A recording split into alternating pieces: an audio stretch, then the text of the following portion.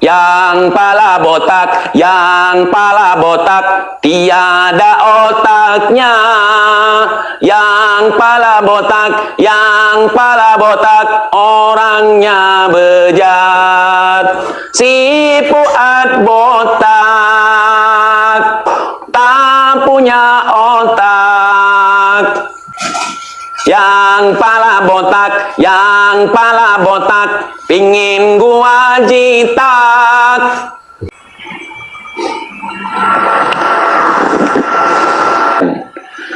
Sebelum saya ribut dengan orang ini, sudah lebih dulu saya kasih tahu ke netizen semuanya bahwasanya ada orang-orang yang dompleng terhadap tesis Kiai Imaduddin. Dari awal sudah saya bilang, bahkan kepada YouTuber pendukung Kiai Imaduddin, ada beberapa YouTuber yang saya informasikan, hati-hati terhadap si Arya dan hati-hati terhadap si Fuad Pleret. Ada nggak saya bilang? Mungkin teman-teman yang masih ingat ada. Jadi ada beberapa hal terkait masalah tujuan si Fuad ngedompleng di permasalahan ataupun kisruh nasab ini, ya ikhwan. Kenapa pada ketakutan semua pengikut si Fuad, termasuk si Fuad sendiri? Berbeda dengan orang lain kalau ngebahas dia, langsung ngambek-ambekan. Kalau TJ bahas, kenapa diam semua? Saya dapat informasi dari Telik Sandi dan juga penyamaran saya dalam beberapa bulan ini. Yang pertama, si Fuad pingin menandingi Habib. Dia pingin punya muhibbin. Dia pingin punya muhibbin. Dia pingin punya popularitas seperti Habib, misalnya powernya. Dia juga pingin menguasai muhibbin daripada guru sekumpul agar bisa percaya sama dia, dan dia akan dianggap sebagai pahlawan yang menghancurkan Ba'alawi di Nusantara ini, ya ikhwan. Itu poin yang awal ya. Kemudian dia melihat potensi cuan di situ. Ya, melihat potensi cuan di situ, ya pastilah kalau sudah ada kibin-kibin kan ada cuan. Kemudian satu lagi, dia pingin momen kisruh nasab ini tidak termasuk dalam tujuan Kiai Imad ataupun pembahasan nasab di awal, enggak. Tujuan dia itu mengumpulkan seluruh netizen yang mendukung tesis Kiai Imad ataupun YouTuber-YouTuber yang mendukung tesis Kiai Imad untuk satu circle sama dia dalam memilih salah satu calon presiden dan juga wakil presiden nanti. Dia akan dianggaplah sebagai sesuatu nanti, sebagai pelopor masalah nasab. Jadi judulnya NKRI, judulnya Nusantara, judulnya Rakyat Indonesia. Makanya nggak heran kalau ada pencitraan begini. Masya Allah, begitu mulianya Gus Fuad Pleret demi rakyat Indonesia agar terbebas dari pembodohan, penggoblokan, pembodohan dan pentololan. Itu. Sementara biar teman-teman tahu nih, dari hasil saya selama ini nguntit, dari hasil selama ini saya menyelinap, ya kan? Kan saya ini penumpang gelap nih. Saya merasuk ke tengah-tengah mereka. Itu yang saya dapat, ya ikhwan. Tujuannya begitu, biar banyak muhibbin, biar dia jadi bos, jadi raja, biar dia bisa mendekat dengan pasangan calon presiden dan wakil presiden. Kan kalau calon presiden dan wakil presiden untuk orang-orang yang punya banyak pengikut, untuk orang-orang yang punya massa, ya, dalam bahasa politiknya punya massa, itu akan dianggap, ya ikhwan, gitu. Itu tujuannya. Jadi nanti nggak akan lama pun Kiai Imad juga akan tersingkirkan. Makanya muncul cerita mimpi, seolah-olah sebelum Kiai Imad bahas soal nasab ini, dia udah dapat wangsit. Rasulullah sudah bersabda kepada mereka, kelompok mereka. Kiai Imad juga akan disingkirkan nanti kalau melihat trik licik mereka dari belakang. Ini saya tanggung jawab ngomong dunia akhirat ya ikhwan. Walaupun saya nggak bawa mushaf Al-Quran taruh di atas kepala botak saya, gondrong saya. Informasi telik sandi seperti itu, penerawangan telematika juga seperti itu. Ya, begitu ya ikhwan.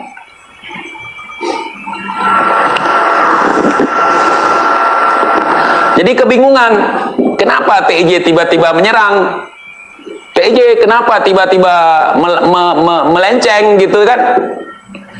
Saya seperti ini bukan karena saya membela Teuku Mudakari, bukan, sama sekali bukan. Jangan sampai lepas dari jajahan Belanda masuk ke dalam jajahan Jepang ya ikhwan. Sesungguhnya jajahan Jepang lebih parah daripada jajahan Belanda. 350 tahun dijajah Belanda tidak sebanding dengan 36 tahun 3 tahun setengah dijajah Jepang. Jepang seolah-olah sebagai negara sesama Asia nih yang akan membantu kita. Tapi program-program penjajahan yang dilancarkan oleh Belanda, oleh Jepang lebih parah dari Belanda. 350 tahun kependudukan Belanda di Nusantara dibandingkan dengan 3 tahun setengah kependudukan Jepang di Nusantara, lebih parah Jepang ya ikhwan. Jadi pengalaman leluhur kita di masa lalu mau dibalikkan sekarang. Kita beralih dari penjajahan Belanda masuk ke penjajahan Jepang. Jepangnya siapa? Si Fuad Pleret dan kawan-kawannya. Gitu. Dia ingin meluruskan akidah, tujuannya katanya. Akidah apa ingin luruskan sama dia? Dia pun ngawur ngomong soal agama. Dia ingin menyelamatkan masyarakat pribumi dari penyesatan yang dilakukan oleh oknum Habib, kata mereka. Mereka lebih parah sesatnya. Ya kan? Saya nggak mengatakan sesat lah. Mereka bingung sendiri dengan statement mereka.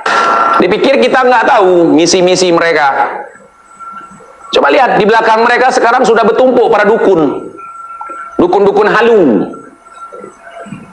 Dukun-dukun halu udah bertumpuk-tumpuk semua di belakang mereka. Jadi kalau ada kiai-kiai nanti yang ingin meluruskan ini nggak bisa itu lagi nih.